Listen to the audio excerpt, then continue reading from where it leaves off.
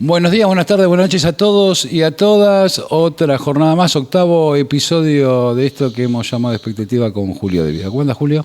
Hola, bien, buenas tardes a todos. Bueno, una semana para analizar alguna complejidad, tanto internacional como local. Internacional, hablamos de la guerra en Ucrania. Ucrania-Rusia. Un poquito lo que pasa también en Latinoamérica. Centralmente, viste, el tema de las persecuciones políticas en los diferentes países. Ayer creo que salió otra condena a Jorge Glass en Ecuador, que lo condenan por cuarta vez. Milei hizo alguna referencia en el paso de la presidencia a Lula con respecto a las persecuciones políticas también, increíblemente. Milei hizo una referencia con respecto a Venezuela. Me gustaría que hablemos un poquito también de... Claro, me extrañaba que estuviera preocupado por Jorge Glass. No, no se preocupó. Justo por Jorge Glass no. Pero sí, ese mecanismo de utilizar la persecución política para un lado y para el otro, y hablar un poquito en profundidad de eso. Y después, la política nacional, un poco lo que pasó, lo que estuvo pasando en dos direcciones, te lo quiero decir, que no se habló mucho en los medios. Uno, la subida del dólar, fuerte subida del dólar. Y lo segundo es lo que pasó con el gas, específicamente. En muchos lugares, como Mar del Plata, fue muy importante, y ahora con la desregulación de las garrafas, ¿no? Pero antes de empezar, como siempre, todos los días o todos los episodios pedimos que se suscriban al canal y que hagan like. Como decís vos siempre. Bueno, muy bien. Y suscribirse. Che, y después sí algunas cuestiones que la gente que nos sigue nos pidieron, por ejemplo, Yo le tuve, aprovechando, le tuve que preguntar a Lali cómo se hacía, pues soy tan burro con el tema de internet, me dijo, no, apretá acá. Igualmente es mentira eso. Eso es una de las personas que más capacidad tiene de adaptarse a la tecnología. Siempre te lo digo porque es verdad eso. Una cosa es conocimiento y otra adaptación. Una cosa es conocimiento, otra adaptación y otra llevarla a la práctica. Es todo un proceso eso. No, partimos de conocer para apreciar, apreciar para distinguir. Bueno, y después vamos a contar una novedad que vamos a hacer. Y después ejecutar. Que ahí decía, está, como decía Perón, el sagrado óleo de Samuel. Claro, porque hablaba de la conducción como un arte. Exacto. ¿No? Bueno, ya vamos a tener un espacio para hablar de eso que justo venimos preparando con Julio. También quería hacer referencia a algunos mensajes que nos fueron dejando. Centralmente el episodio pasado hubo muchos compañeros y compañeras que debatieron algunas cuestiones que pasan en nuestro programa. Una de las cosas que me dicen, te lo digo para que lo hablemos después, Julio es bastante gramsciano. Tiran muchos compañeros y compañeras en la forma de formular el pensamiento. Y ahí te quiero preguntar un poquito el peronismo y las diferentes doctrinas que hay en el mundo, cómo se conjugan o cómo Perón fue también tomando cosas de otras doctrinas y demás. Y por otro lado, estamos cerquita. El miércoles es el 9 de julio. Y Perón en el 52, creo que fue en el 52, declaró la independencia económica el 9 de julio, ¿no? Un proceso. Fue en el 49. O en el 49, puede ser. Bueno, igual está bueno siempre que tengamos dudas con fechas, nos corrigen bien, nos corrigen muchas veces. Me tocó estar varias veces ahí, y acompañando a Néstor, a Cristina, el día del 9 de julio, que siempre íbamos a la casa de Tucumán, y creo que el acta hablaba del 49, pero... Bueno, pero está bueno ver la independencia. Fue también el año de la sanción de la Constitución. Y también... Bueno, el año de la toma de Pekín por parte de Mao, o sea, de la Revolución China, ¿no? Mira. Que todavía tiene vigencia y va por el 15º plan quinquenal. Mao lanza un primer plan y va por el 15. Bueno, pará. 15 entonces, por 5, son 75, yo tengo 75. Mirá. Igual que la Revolución China. Igual que la Revolución. Yo nací en el 49. ¿Vos naciste en el 49? Pegué en el palo porque nací el 26 de diciembre del 49. ¿Y la Revolución? Soy casi del 50, pero soy orgullosamente de la década del 40, que me parece una década extraordinaria para la Argentina. Fue protagonista de la última revolución que tuvimos, que fue la Revolución Peronista, ¿no? Que nace en junio del 43, teniendo de alguna manera como protagonista del ejército argentino, que hablábamos en charlas anteriores del rol histórico que ha tenido para la independencia argentina y fundamentalmente para la consolidación de la independencia, pues la independencia de 1816, San Martín cruzó los Andes en 17, 18, claramente, y llegó a Lima creo que en 1820, por ahí. Bueno, ahí está bueno eso del Ejército Nacional que decís, porque uno de los temas que surgió esta semana fue el fallo de la jueza de Nueva York por el tema YPF, y el creador de YPF, se quiere... El general Sabio. El general Mosconi. Perdón, pensé, Sabio Mosconi es el fundador de YPF, de la idea de YPF, porque en un momento estaban... la Fuerza Aérea dependía del ejército en ese momento y tuvieron que suspender maniobras con motivo de la falta de combustible que le restringía a Shell por falta de pago, no sé, un problema de esa naturaleza que hubo ahí. Él se dio cuenta de que un país no tenía una estructura de defensa seria si no tenía autoabastecimiento energético y fundamentalmente si no tenía autonomía e independencia sobre las políticas energéticas y si no tenía una empresa, que fue la primera empresa estatal de petróleo, por lo menos en Occidente. Ahí vamos a ir a... No sé si en esa época Rusia estaba en plena guerra civil, no sé si todavía estaba Gazprom. Rusia fue la primera en estatizar y la segunda fue YPF. Sí, pero dicen, en ese momento la Unión Soviética ya era, no era Rusia, era la Unión Soviética, estaba en plena guerra civil que duró hasta el año 22. O sea, Lenin asume en el 17/18 y la guerra civil se extiende hasta el dura hasta el 22 y él muere en el 24. Bueno, pero vamos a prolijar. Y Sabio fue el fundador de fabricaciones militares de alguna manera y de Alto Horno Zapla, el padre de la siderurgia. Sabio. Sí. ¿Y YPF se funda en qué año? 1921, 22. 21-22, ahí cerquita. Por eso dicen que la primera en estatizar oficialmente es la Unión Soviética y después Argentina. Sí. Fueron los dos países de vanguardia con respecto al tema. Pero yendo también a Rusia y demás, metámonos un poquito en la guerra ruso-ucraniana, porque Rusia avanzó fuertemente en sus hostilidades con Ucrania, en territorio ucraniano, esta última semana. Y en paralelo, China sube los aranceles a la Unión Europea. Y Rusia está, de alguna manera, buscando finalizar el conflicto.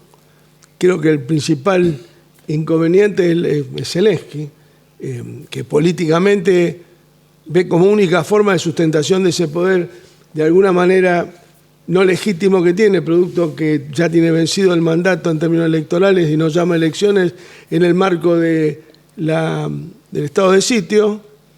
Hace poco incluso asesinaron a un líder opositor en Madrid, no me acuerdo el nombre ahora, pero asesinaron a un líder opositor de Zelensky.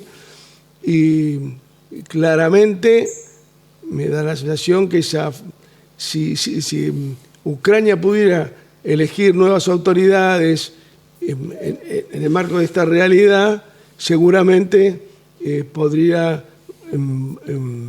estar más cerca de la paz. Mientras tanto, Rusia está aprovechando el verano boreal, digamos, para poder avanzar todo lo más posible, consolidar posiciones y buscar, de alguna manera, lograr que las fuerzas políticas internas de Ucrania puedan sincerar democráticamente la situación. Me parece que es elemental. Por otro lado, Europa poco ayuda porque busca darle más misiles y buscar llevar al 5% el Producto Bruto Interno, tal como lo pide Estados Unidos de Europa, para que Estados Unidos tenga que poner menos dinero en la OTAN. Que en realidad es el principio del problema, porque al caer el muro y la Unión Soviética, hay un acuerdo por el cual la OTAN no va a avanzar como, digamos, organización de defensa o militar multinacional occidental sobre lo que era el antiguo Pacto de Varsovia, que era la OTAN que estaba del otro lado de la denominada cortina de hierro. O sea, la fuerza defensiva que crea Rusia en todos los países del este europeo, que en gran parte sus burguesías nacionales habían sido socias del nazismo para avanzar sobre la Unión Soviética.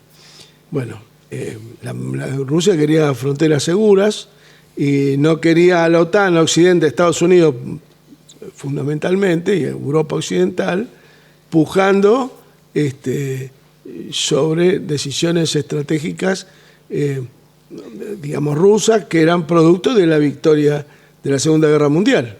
Entre 23 y 27 millones de muertos, dice que cayeron rusos, soviéticos durante el conflicto. Entonces, para ellos era fundamental tener frontera segura, y tener frontera segura era tener lo más lejos posible a la OTAN, que de alguna manera representaba al Occidente que buscaba bloquear, anular o derrotar a la revolución nacida en 1917.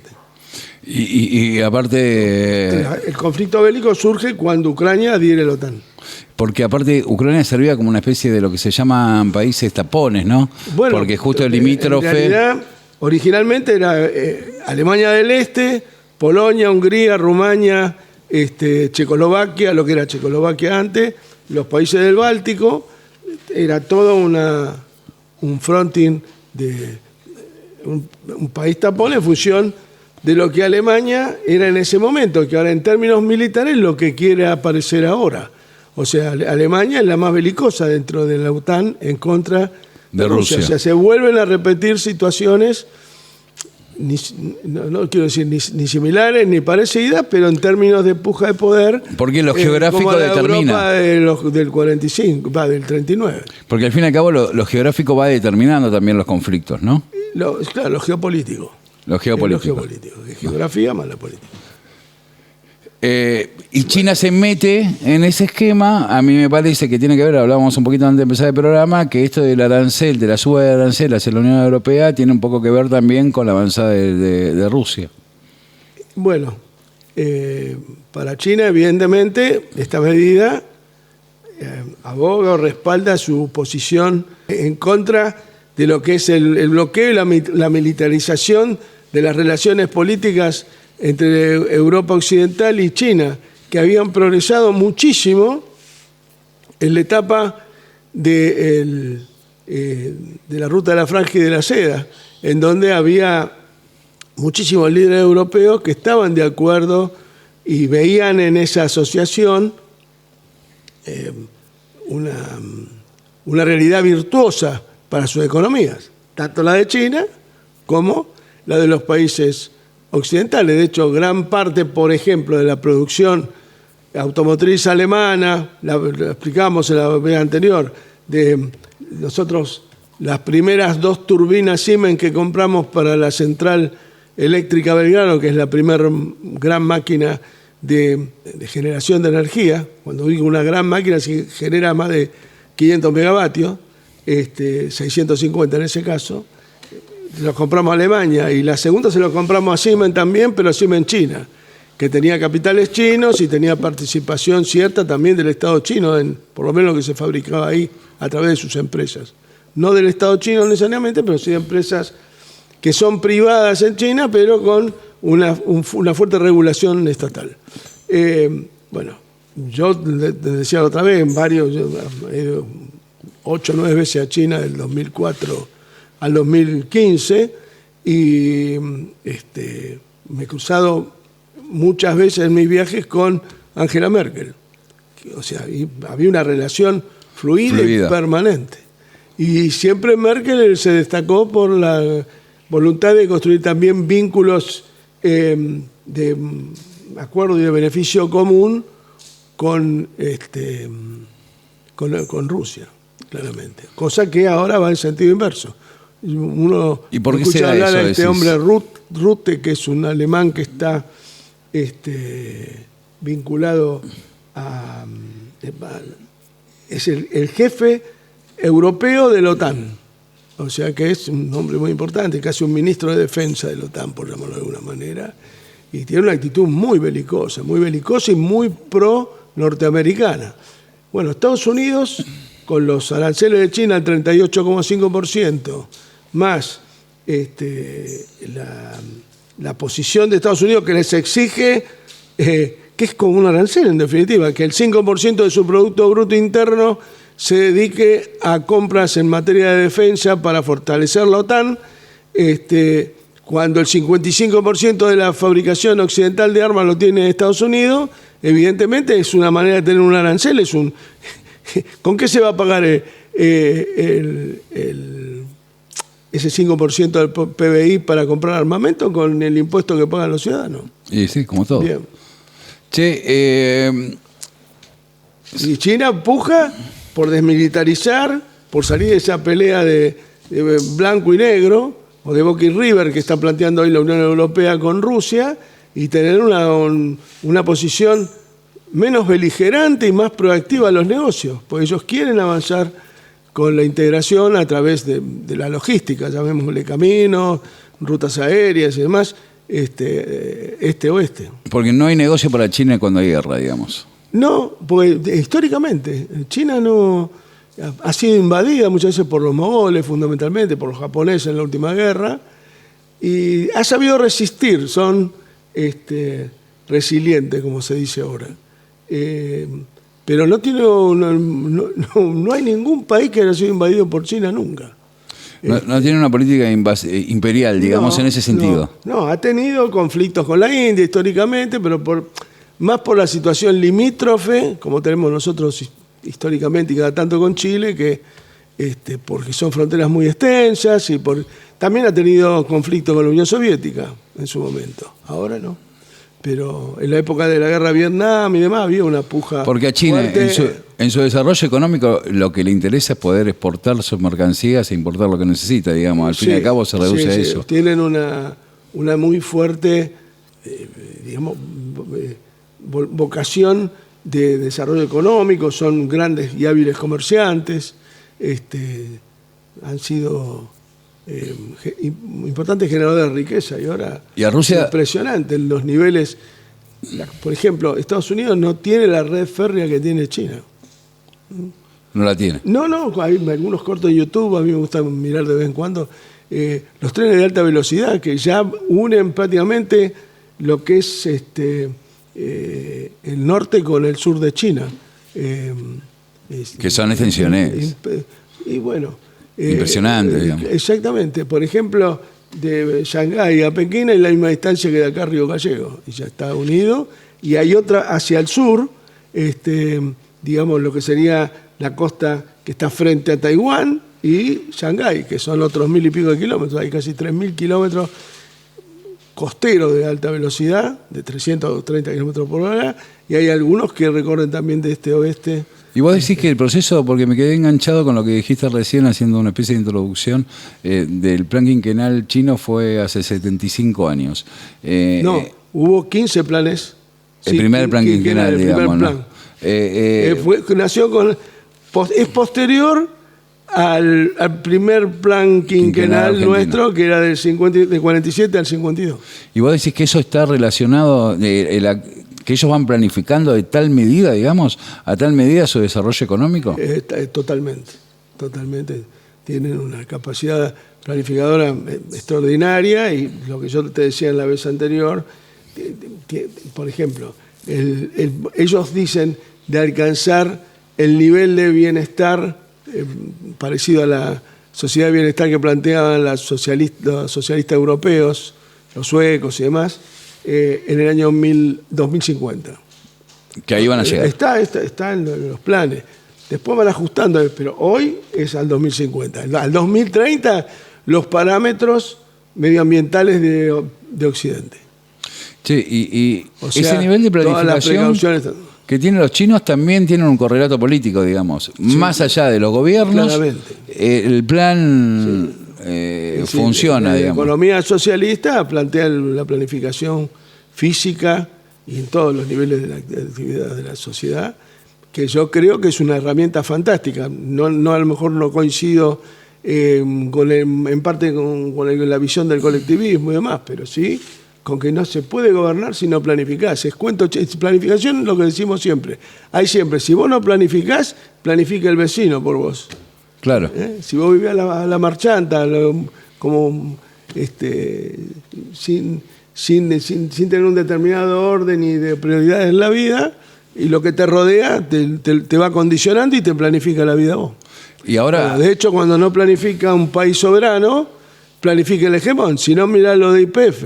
De alguna manera, la estructura de planificación del Estado que tiene Estados Unidos permite, imagínate acá un juez de Comodoro Pi condenando a una empresa norteamericana que pagó mal una deuda a un acreedor argentino. no hay posibilidad. No está imposible imaginárselo. Y sin embargo está pasando. Después todo lo demás, vos vas a encontrar comentarios de lo más ridículos y situaciones que... Con esto que pasó con YPF esta semana. Por eso, además, vamos a partir de la base que hubo una ley que de alguna manera respaldó al gobierno que tomó la iniciativa en aquel momento. Los que votaron a favor y los que votaron en contra es porque asumen la facultad de que da una ley. Claro, o sea, el que perdió sabe que la ley es ley, pero si no, no habría posibilidad de convivencia pacífica. Viviríamos en guerra civil permanente. Si Macri, porque votó en contra, cree que todo está mal, pero está mal solo el gobierno. No, está mal todos los que, de alguna manera, los que votaron a favor, los que votaron en contra, los que participan de un sistema que fueron capaces de emitir una ley ratificatoria de lo que hizo el Poder Ejecutivo. Después hay un montón de detalles que no voy a hablar, porque además conozco bien la etapa y me corresponde a la generalidad de la ley, pero claramente hay un montón de situaciones de público, yo lo he dicho antes, que la aparición de Galuccio en la presidencia del YPF no fue proactiva a los principios que originaron la decisión política de recuperar el YPF, claramente. Bueno, siempre queda medio o deja un tufillo extraño saber que... No es que un tufillo extraño. Yo te voy a dar un ejemplo concreto. Galuccio era empleado de YPF en el 2013, 2012, parte del 2012, 13, 14 y 15. Bueno, era empleado. De alguna manera, Macri los metió preso a todos nosotros y a Galuccio le pagó 200 millones de pesos, no sé qué, una cifra importantísima de indemnización para irse de YPF. ¿Algún conocimiento de la realidad petrolera argentina y de Vaca Muerta en particular? Se llevó. Y de haber tenido, porque hoy, claramente, en todos los medios periodísticos, los de izquierda, los de derecha, los progresistas, los no tanto y los que son en contra de una idea de progreso, dicen claramente que él es el que políticamente maneja el yacimiento, en términos políticos. No sé si el que más petróleo produce o el que más gas produce, pero ha tenido prioridad absoluta en los volúmenes que produce para exportar y demás. O sea, no digo que tenga una posición hegemónica, pero de alguna manera políticamente es un bastonero de Midland, de Roca, de todo lo que están ahí. Claramente, salen los medios. Es un petrolero él ahora, digamos, ¿quién? ¿No? Galuccio. Bueno, era una empresa. Acá, en YPF, por más que fuera presidente, era un empleado público como cualquier otro. Estaba puesto por el Ejecutivo, más allá que el sueldo se lo pagara YPF y que ganara 10 veces más que un ministro.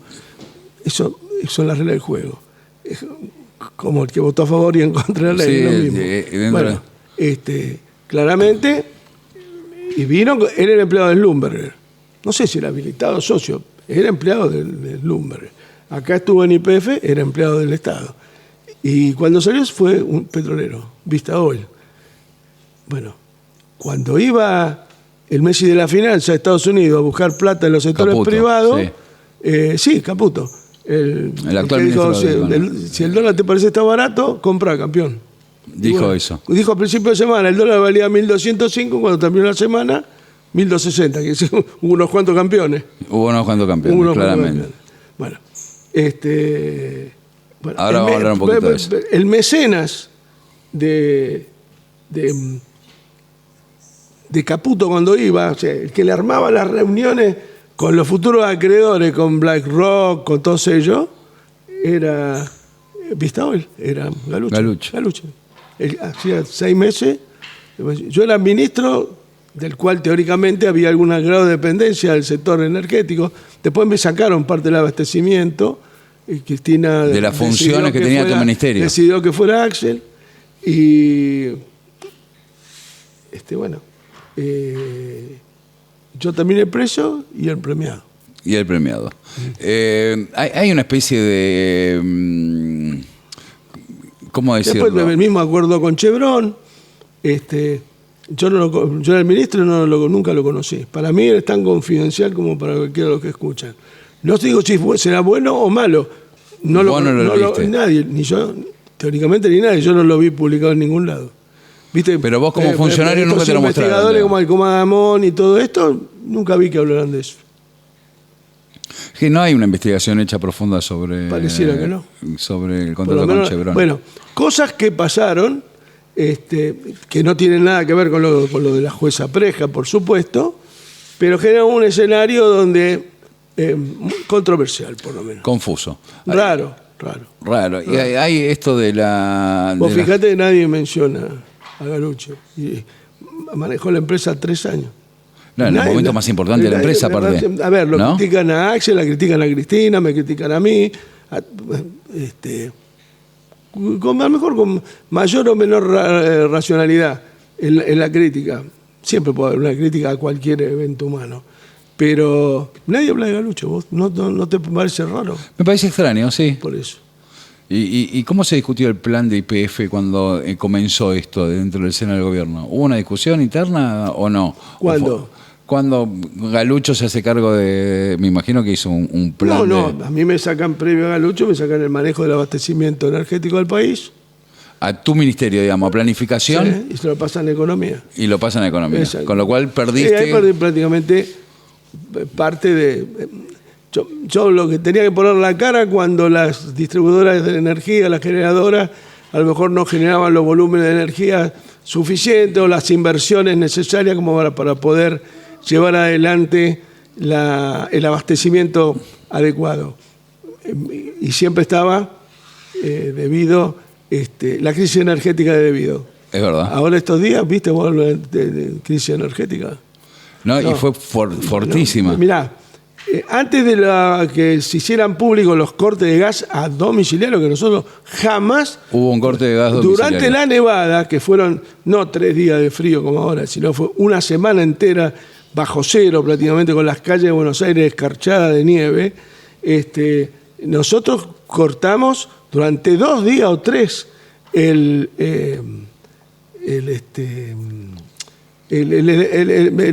gas natural en las estaciones de servicio, el LNG.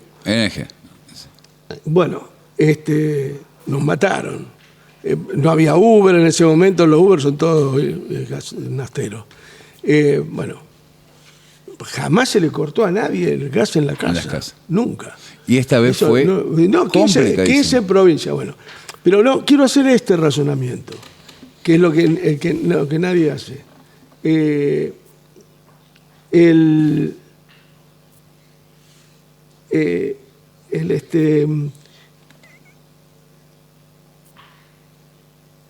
En la tapa de uno de los portales más importantes, en Infobae, sí, en el día que se hizo público, que cortaron a las estaciones de servicio, sale el Estado Nacional corta el gas en las estaciones de servicio de las industrias interrumpibles para evitar el corte en hogares y hospitales.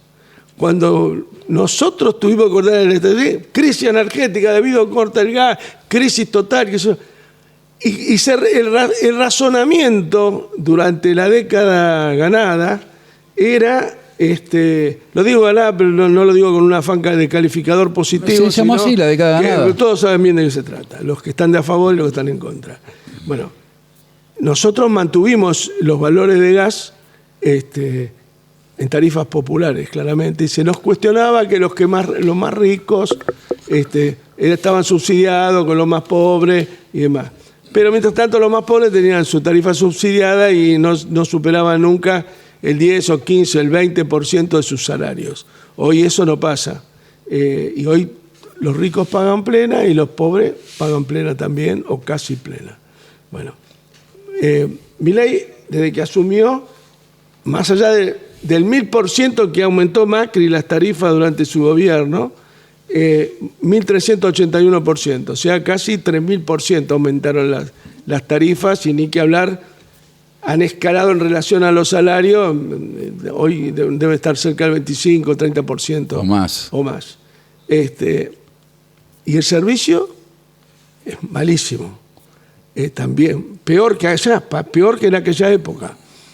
Con el agravante que nosotros no teníamos vaca muerta en producción. Que vaca muerta, por cierto, fue hecho lo descubrió Repsol estando en YPF, no Repsol, técnicos argentinos que laburaban en YPF históricamente y que ahora eran empleados de Repsol, porque si no, estamos en un galimatías. No estoy dándole valor a Repsol, sino valor a la etapa que se descubrió, que fue durante la década ganada, no fue YPF recuperada, ya el yacimiento existía, estaba descubierto y estaban todas las potencialidades, mérito de los técnicos, ponerle un poquito de mérito de ponerle de Repsol, de haber apuntado a la investigación, y muchísimo mérito del gobierno nacional que avanzaba en eso.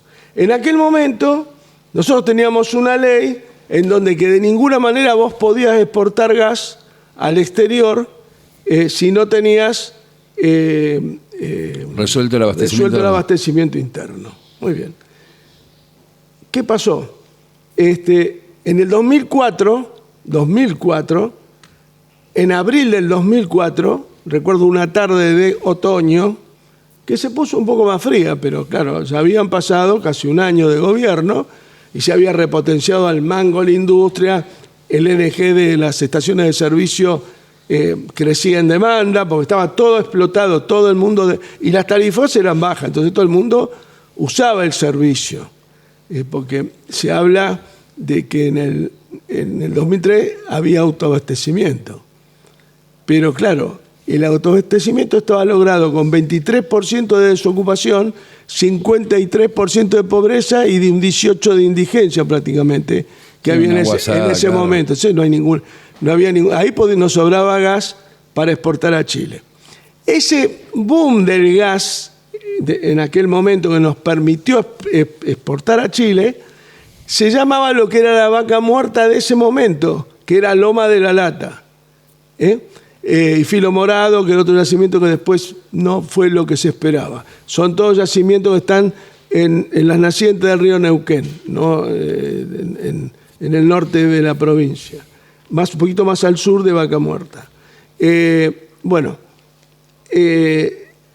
Con esas exportaciones a Brasil, a Uruguay se exportaba, y se exportaba a a Chile, casi 30 millones de metros cúbicos de gas por día.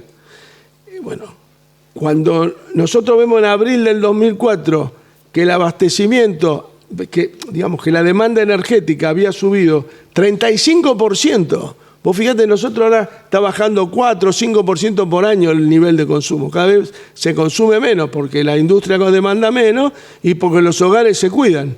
Se han puesto de moda los braseros y demás. Bien. Esto habla a las claras de que el problema tarifario, en el caso nuestro, la tarifa popular incentivó la demanda. El nivel de ocupación que llegara a un dígito incentivó incrementó la demanda. Recuperamos YPF para poner Vaca Muerta al servicio del desarrollo nacional, no para exportar petróleo y gas, que es el objetivo principal ahora. Claro, pero detengámonos un segundo ahí porque es muy importante la visión de dos países diferentes. Hay una visión que dice, está buenísimo exportar, y hay una visión que dice, no, el gas y el combustible, la energía tiene que ser para generar un país industrial. No, son dos proyectos distintos, no es una dicotomía. En mi proyecto nacional, y que estamos planificando nosotros, los excedentes de gas eran para producir todos los agroquímicos que necesitamos, entre ellos fundamentalmente los fertilizantes, la urea y demás, porque el gas es la materia esencial. Toda la gasoquímica, toda la industria, petroquímica que iría alrededor de Vaca Muerta, porque es un gas que cuando vos lo movés para exportar, se pone en una posición de competitividad complicada. Si el precio del gas y del petróleo se mantienen en 60 y de ahí un poquito para abajo, la competitividad de Vaca Muerta baja porque es gas en esquisto, es gas, lo que le llaman shale oil. Gas que vos tenés que hacer una tarea muchísimo más cara, mucho más onerosa que los pozos convencionales. A ver, en Arabia Saudita, en Qatar, a 800 metros tenés gas. Acá tenés que ir a 4.000 metros o 3.000 metros en una perforación normal, convencional. Ni hablar de la cantidad de caño y el agua que tenés que inyectar para poder sacar el gas y el petróleo en el caso del shale oil. Entonces, ¿cuál era lo importante? Que toda la zona del Comahue, Neuquén, Río Negro, La Pampa, el sur de Mendoza, fuera un polo petroquímico industrial fantástico, igual que Bahía Blanca como puerto de mayor cercanía, o el puerto de Río Negro, por donde íbamos a sacar, donde estaba originalmente Hierro Patagónico Sierra Grande, en Sierra Grande, que iba a estar el puerto que se iba a utilizar para exportar. Pero bueno, exportar, ¿qué deberíamos exportar? Agroquímicos, todos derivados del gas que sacamos de Vaca Muerta, transformados industrialmente en el país. Porque eso es importante, ¿no? Para que sepa la gente, los agroquímicos que se utilizan para la mayoría vienen del gas. La mayoría vienen Exacto, del gas. Porque del gas vos sacás nitrógeno con mayor facilidad y lo transformás en esas pelotitas blancas de urea que normalmente la gente la usa para poner verde sus jardines, pero en el campo son esenciales para tener cosechas buenas. Eso es importante porque eso sucedió a partir de la década ganada. Digamos, fuertemente, digamos, ¿no? Hay una revolución en eso. Sí, pero no llegó. Vaca Muerta, que es la estrella de todo esto, no pudimos llegar a ponerle al servicio de la industria. Hoy, durante el gobierno de Alberto, de la gestión de Mas y demás, todo el mundo hablaba y decía que íbamos a exportar y que íbamos a tener tanto de ingresos y demás. Con Vaca Muerta, hoy las exportaciones de gas crecieron un 28% del año pasado a las importaciones. Las importaciones. Las importaciones. Igualmente crecieron. Entonces, ¿qué pasó?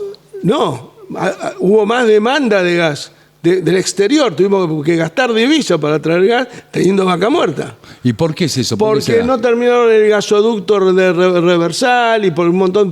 El gasoducto de Néstor Kirchner está al 30%, 70%, no me acuerdo ahora el porcentaje, ahí no está al tope de su producción. No hicieron ni siquiera las obras necesarias para exportar, o sea, ni siquiera para resolver y dar respuesta y poner una herramienta al servicio de su proyecto económico, que es exportar extractivismo puro.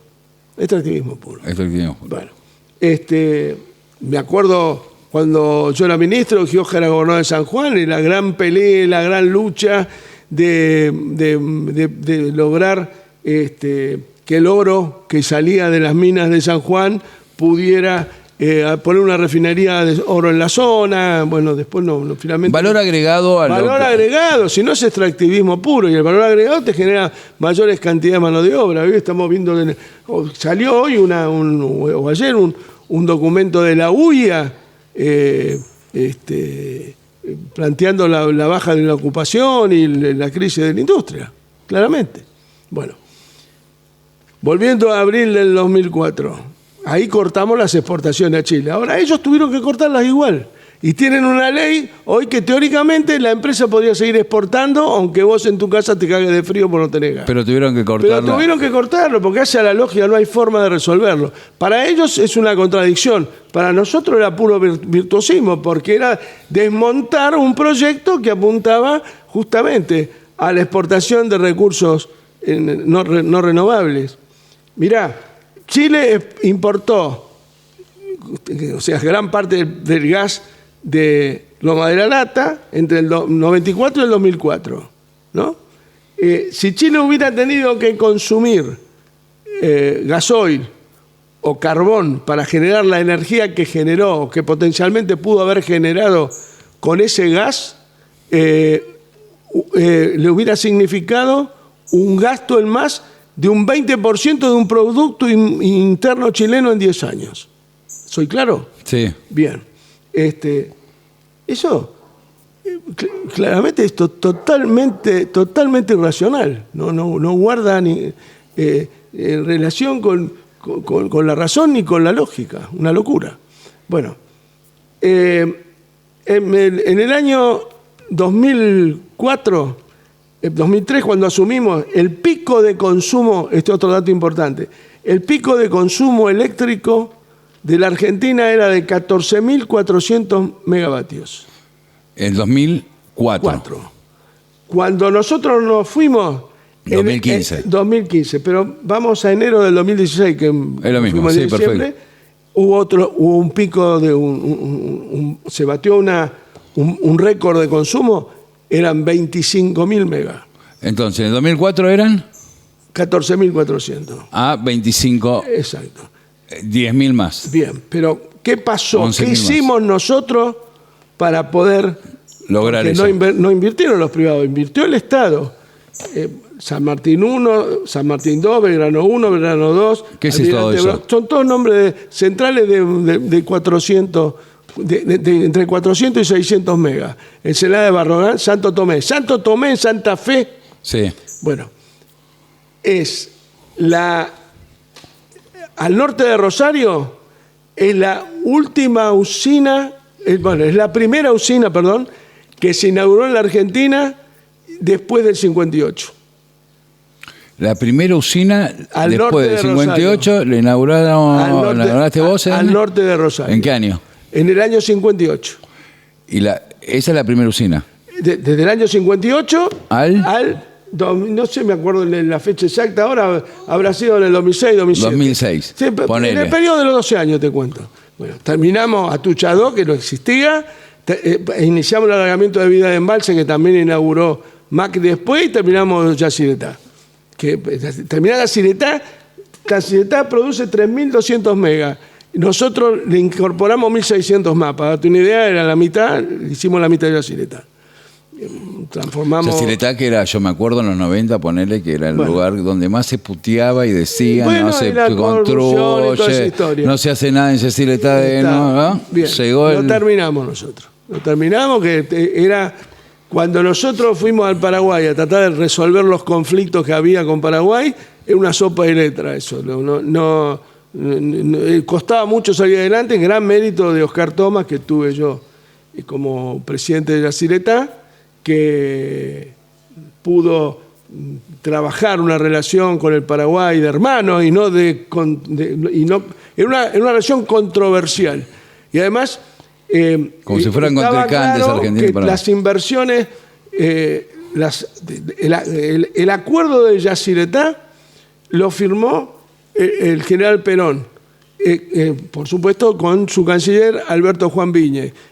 El Tratado de Yacyretá es una obra maestra de la soberanía nacional, una obra maestra además de la conjuntez en relación al acuerdo entre países de la Cuenca del Plata, en este caso Paraguay y nosotros, y fundamentalmente no existía ni la idea de que alguna vez iba a existir el Mercosur, y ya Perón tuvo esa visión. El general Perón además fue el que apretó el botón de lanzamiento de Atucha 1, el que lanzó la construcción de embalse, y el que, porque en marcha estaba el proyecto, la central nuclear, y el general Perón dio orden de inicio a las obras. Y luego,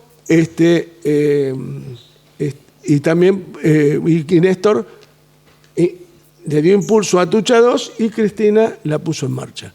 O sea, todo el plan nuclear argentino, prácticamente, la Comisión Nacional de Energía Atómica es creación del general Perón. El Instituto Balseiro, creación del general Perón. O sea que es toda obra del peronismo. Pero eso es interesante, te hago un paréntesis ahí porque es interesante, me gusta que remarques eso. Cuando el peronismo está en el gobierno, hay políticas energéticas. Hay planificación. Cuando no está en el gobierno, no hay Perón política. En el 73 anunció el plan trienal. Tenía un plan. Creó la Corporación de Empresas Nacionales y demás. Pero déjame terminar un dato, porque si no vamos a perder el hilo de lo que venía a hacer. 14.400 megas se consumían en el 2004, 25.000 en el 2015, por llamarlo de un principio del 2016. El otro día, el jueves, yo no estaba mirando no estaba mirando el consumo de Camesa en ese momento, que parte del clan medio desarmado también, que es la que ordenaba y planificaba la demanda, que es lo que nos pasó ahora. Bueno, 27.900 megas. O sea, del 2015 al 2025, ¿cuántos años son? 10. 10 son años. Son 9 y pico, porque al 10 de diciembre, ponele, pero bueno. O sea, 25 a 27.900, en mis cálculos son 2.900. 2.900, menos de 3.000. No hubo una sola máquina de 400, 500 megas más ingresada al sistema. Tendríamos Atucha 3 prácticamente terminada, que serían 600, 700 megas, que no es gas. Lo importante acá es incorporar usinas que no utilicen gas, que es lo que está más demandado por el sector eléctrico. Para diversificar. Para diversificar, exactamente, amigo. Bueno, ni una máquina de gas siquiera tampoco. No, todos fueron centrales no renovables, eólicas o solares, que no dejan de ser un apoyo importante al sistema, pero en términos económicos, como están fuertemente desgravadas en relación a las térmicas, que son las que funcionan a gas o a gasoil, finalmente terminás pagando más cara la energía. O sea, claro, es mucho más caro. Lo que pareciera ser un combustible gratis termina siendo combustible fiscalmente oneroso, lo cual no digo que esté mal. Lo que digo y además no es de energía firme. Si no hay sol, no hay luz. Si no hay viento, tampoco. Mientras que si vos tenés gas y aparentemente Vaca Muerta es un emblema hoy a nivel mundial como yacimiento, si gas hay de sobra. Si tenés gas, no tenés energía casi ilimitada. No hay ninguna central. Las que hicieron están todas vetadas por problemas medioambientales. Tenemos una acá en Zárate, acá a 5 kilómetros de acá, que está parada.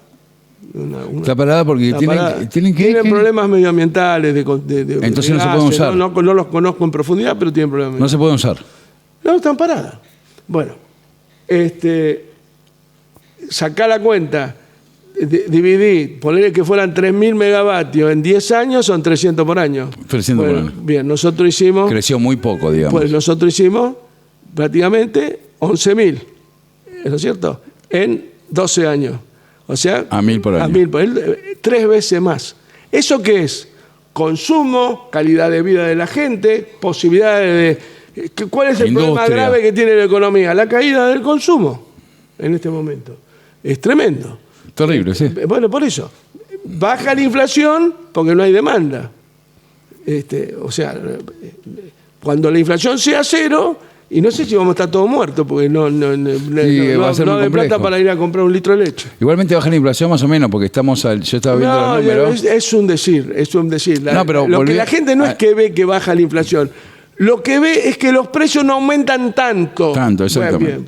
Porque estamos al mismo... Esa es la sensación. A la misma cantidad de inflación que había en el último año de la década ganada. Bien. ¿No? Entonces... Uno punto y pico en el 2015... Ahora tenés 1,5. Entonces, está claro que el tema no es tarifario, es un problema de decisiones políticas para que el sistema funcione sincronizadamente, porque es un servicio público, aunque sean privados, siguen llamando servicios públicos. Es un servicio público, entonces es una herramienta política para dinamizar, estancar o retrasar la economía. Según el proyecto de país que tengan. Según el proyecto de país que tengan. Por eso los chinos crecen, porque saben qué es lo que van a necesitar para hacer cada cosa. Y tienen una asamblea popular que tiene 3.000 diputados. Sí, pero ahí... Dentro del partido existió un Mao y un Deng Xiaoping. O sea, evidentemente existió Hu Jintao y existe Xi Jinping, que es más dogmático, más doctrinario. Hu Jintao, ¿qué fue? Los planes quinquenales generalmente van acompañados de la elección de un nuevo líder por parte de la Asamblea Popular. Bueno, y Hu Jintao, ¿qué fue? Un ingeniero. El tipo fue el padre de la infraestructura que tiene hoy China. Era la hora de eso. Ellos habían determinado que se necesitaba... Xi Jinping, hubo desbande, hubo situaciones no de descontrol, pero sí de sectores de economía que no acompañaban, digamos, en términos ortodoxos, a la política que planteaba el partido. Bueno, eso después lo ordenaban con Xi Jinping, que va a ordenar un poco más doctrinariamente, pero le ha dado un impulso, hasta el punto que lo han reelecto ahora para el nuevo plan, le ha dado un impulso al desarrollo, lo que hablábamos antes de los ferrocarriles. No hace falta más que ver, ponete a ver YouTube y venir cosas de China y veamos. Es bien. impresionante. Es impresionante. Es más, tecnológicamente yo el otro día es imparable. Le decía a Lali, a mi compañera, le digo, mirá, vos mirás esto, mirábamos lo de los trenes en bala y eso, y te da miedo, te puedo decir, porque los niveles son 1.300 millones, los niveles de consumo, de insumos que necesitan para mantener ese nivel de prestaciones y demás, son altísimos. Cuando hago insumo te digo petróleo, gas, las materias primas necesarias para poder llevar adelante la industria. Yo estuve en Huawei la última vez que estuve en China, es impresionante. Te estoy hablando 11 años atrás, o sea, hoy no me lo quiero imaginar. Vos hablabas con unas antiparras y prácticamente veías a la persona con la que estabas hablando como si estuviera yo con vos ahora. Bueno, cosas que son, a mí me resulta imposible comprender en términos de racionalidad, son casi fantasiosas. Pero bueno, evidentemente, ellos apuestan por la paz, no tienen hipótesis de conflicto que los desvelen para crecer. El único conflicto que tienen es como el que tenemos nosotros con Malvinas, con el tema de Taiwán. Un conflicto importante que pujan permanentemente con Estados Unidos, ¿no? Sí, pero ahora, porque no te olvides que Estados Unidos, antes de la visita de Kissinger y de Nixon a Pekín, después de la visita y de las charlas con Mao, lo primero que hicieron fue romper relaciones diplomáticas con Taiwán y oficiales con China, y todavía siguen rota.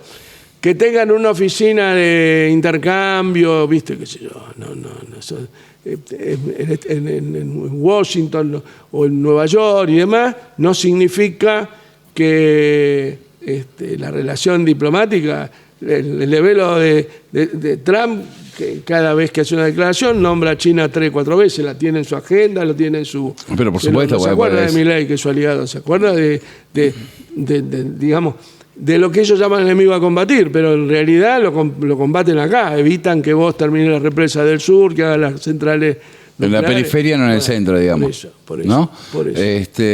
Entonces, la cuestión energética es una herramienta política para la política que vos querés desarrollar por adelante, que tenés planificada. Si vos no la planificás y la tratás como una mercancía más de lo que hace el sistema capitalista, y bueno, creo que estás errando el vizcachazo y entras en contradicciones muy graves en relación a la cuestión económica. Bueno, para cualquiera. El discurso de Mosconi cuando se funda YPF es: no se puede pensar un país soberano dice él, sin una empresa energética estatal. Y estaba el ejemplo de que le faltó combustible para una maniobra. No, pero es importante. Che, tengo una pregunta técnica con esto del gas que me dejó la duda escuchando a uno de los afectados. Decía, nosotros tenemos, cuando volvió el gas, no calienta.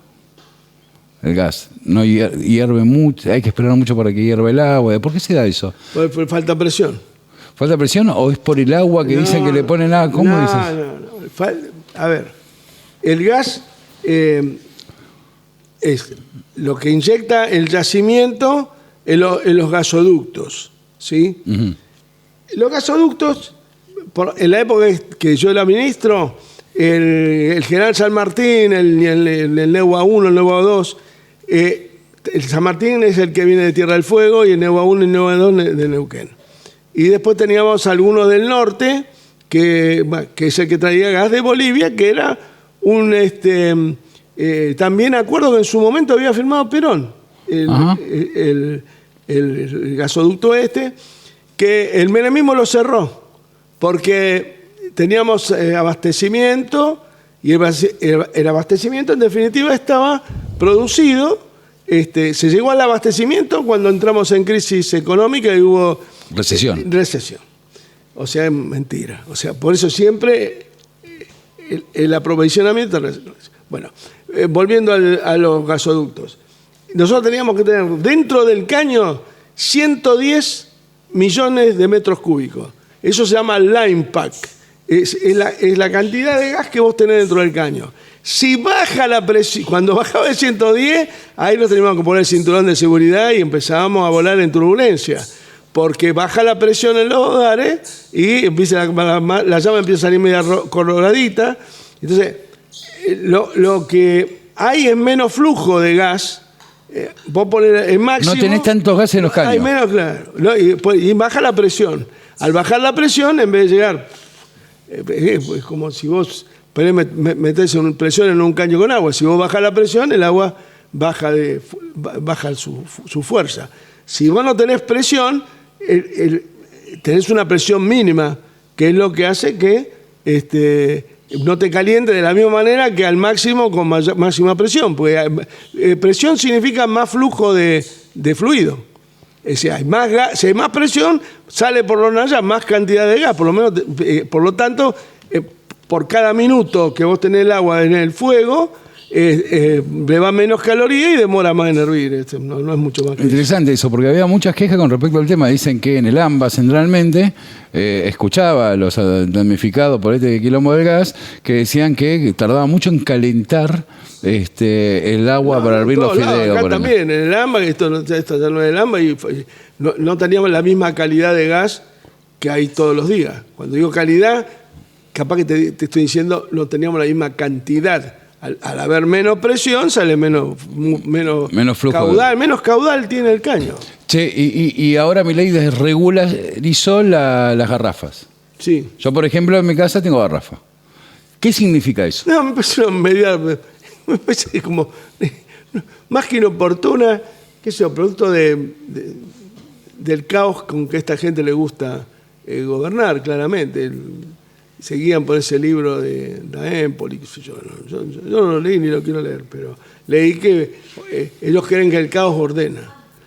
¿Cómo? A ver, ¿cómo es eso? No te puedo, sería una chantada. Lo que leí unos comentarios, que ellos creen que el caos es lo que ordena. O sea, a ver, una cosa es lo que dice Milei y otra cosa es lo que hace Milei. Milei dice muchas cosas que ni siquiera piensan hacer. Porque con el discurso te confunde y mientras tanto va haciendo cosas como esta. Porque nadie dijo nada. Mira, inclusive yo ayer lo escuché a Berkovich, que tiene un programa a la tarde, sí. decir que nuestro sistema era muy malo. ¿Nuestro sistema cuál era? Era subsidiar por cada garrafa que vendía, el proveedor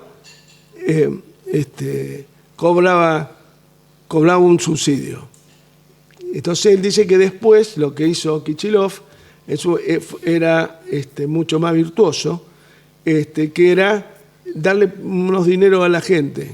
Por demanda, se dice. Bien. Entonces, ¿qué pasaba? Con mi sistema, obviamente, hay veces podía en algunas bocas de expendio, cuando había altísima demanda, no había garrafa. Y si querías comprar, a lo mejor alguna vez había que ir por atrás del negocio. Pero en general, yo acá vivo en Zárate y en ese momento no teníamos gas natural, así que usaba mucho el disco con un quemador y hacíamos cosas al disco y esto. Yo nunca tuve problema en ir a comprar la garrafa. Y la gente que trabajaba acá nunca se me quejó ni nunca dijo nada. Puede haber algún vivo que haya cobrado sobreprecio alguna vez. Es un delito, en definitiva. Después, cuando Axel le daba la plata a la gente, igual que cuando iba a comprarla, la garrafa y ponía un precio oficial. No, el precio oficial eso ya sabemos que no resuelve. Era más fácil de joderte. Pero qué sé yo, en ese momento lo ponderaron, porque iba el subsidio al bolsillo del consumidor y no... Bueno, la historia de siempre. Al intermediario, bien, sí. Por eso. En realidad, el precio más alto era casi un deporte. A ver, si la garrafa decís... vos estás subsidiado y la garrafa cuesta 10 pesos, poner, y todos están viendo vale 10, y vos, uno te quiere cobrar 12, y todo lo demás de la cola te dice, che, dejate de joder, ¿cómo le va? Hay más control social, claramente. Bueno, pero no importa. Viste el famoso tema del progresismo. Y es como un deporte pegarme a mí, porque es parte de lo que venía. Si se cae el tema de la crisis energética de debido, entonces todo esto queda expuesto. No, pero aparte hay es interesante lo que decís en función de esto. Por ejemplo, ¿no? Muchos compañeros, vamos a decirle compañeros, durante la década ganada misma, decían, bueno, tampoco podemos, mirá cómo cambió la vida de los argentinos, y por eso me gusta remarcarlo, tampoco podemos, es una joda lo que pagamos de energía. Decían. Todo, sí. Es una joda. Muchos compañeros, compañeros, sí. Estoy hablando de muchos programas de radio que escucho yo. Muy bien. Se anotó la renuncia voluntaria a los subsidios. Acá dice Lali Minichelli, porque hubo en un momento que hubo... ¿Sabes cuántos se anotaron? Pará, la renuncia voluntaria al subsidio era vos. Voluntariamente renunciabas al subsidio del decía Estado. que estaban dispuestos, Mirta Legrand, todos salieron. Sí. ¿Sabes cuántos se anotaron? ¿Cuántos? 32.000. 32.000 personas. Yo fui uno. Vos fuiste uno de los que renunció. Bueno, Berkovich seguramente no. No, mi secretaria también. También Anita, renunció. una ídola. Y después me retaba, porque dice, ahora los demás siguen pagando. Bueno, pero está bueno eso que decís. Por ejemplo, Berkovich, y no para putearlo a Berkovich, sino lo que digo es, ¿habrá renunciado Berkovich al subsidio en aquella época? Pero tal vez no era de los que decía, esa crítica venía por otro lado. Pero sí también. Pero no ha perdido oportunidad de criticarme. Pero pero ¿por qué hago hincapié en esto? Porque está bueno defender esas políticas en función de qué clase de país querés. Exacto. A eso me refiero, no de melancólico. Porque en algún momento vamos a volver y se va a discutir también el tema tarifario. Todo el tema por el cual se hace la transferencia, inclusive al sector de Axel y todo el sector, era porque decían que con mi dispendio tarifario, que había sido una política de Néstor Carlos Kirchner, no de Julio De Vido. El subsidio para tener tarifas populares. Porque el tipo entendía claramente que si vos lo subsidiabas, siempre iba a haber puja por la cantidad de subsidio con las empresas, pero vos lo subsidiabas. La gente iba a tener un dinero más para vestirse mejor, para es un aumento de sueldo indirecto. Es un aumento de sueldo indirecto. Por supuesto. Bueno, ¿no? Pero eso, dejémoslo de lado. Se pusieron 32.000 y es cierto que los propios, bueno, el primero fue Scioli, que Néstor le corrigió la plana en un discurso, a los pocos tiempos de asumir. Al toque, a los días. A los días, bueno. Scioli decía que había que corregir las tarifas. Con esa política teóricamente desastrosa, calamitosa, cuestionada por propios ajenos, construimos 12.000 megavatios, crecimos en el consumo casi 1.000 megas por año, 3 veces más de lo que se consume ahora, tuvimos topes de ocupación de mano de obra y si importábamos 10.000 millones de dólares de combustible. 10.000. 10.000, ¿y ahora cuánto se importamos? No tengo idea cuánto es el monto ahora, pero vamos a otro esquema. ¿Cuánto creció la deuda externa argentina después que se quitaron los subsidios? Sí, una barbaridad. Tenemos casi entre una deuda a la otra y la otra somos 300.000 millones de dólares. Más o menos, ¿no? El cálculo. ¿Está? 300.000 millones de dólares. Entonces, ¿dónde está? Por 10.000 millones de dólares. A ver, ¿qué tenía de malo un país que había roto el autoabastecimiento en función de generar un puff de desarrollo que resolviera y absorbiera la tasa de 23% de desocupado? Claramente. Es decir, yo me acuerdo, mira, vos decís tanto así. Ahora que como una limosna, le tiraron 12.000 millones de dólares que todavía no le desenvolvieron los últimos 12.000 porque no cubrieron las metas del fondo. No, pidieron un waiver. Un waiver que vendría a ser un waiver, un perdón para revisar en otro día. Te pago la semana que viene, hermano. Te pago la semana que viene. Che, vos sabés que siempre me acuerdo no te pago. Los tipos le exigían que tuviera un determinado nivel de reservas y lógicamente con esta política cambiaria no lo van a tener nunca.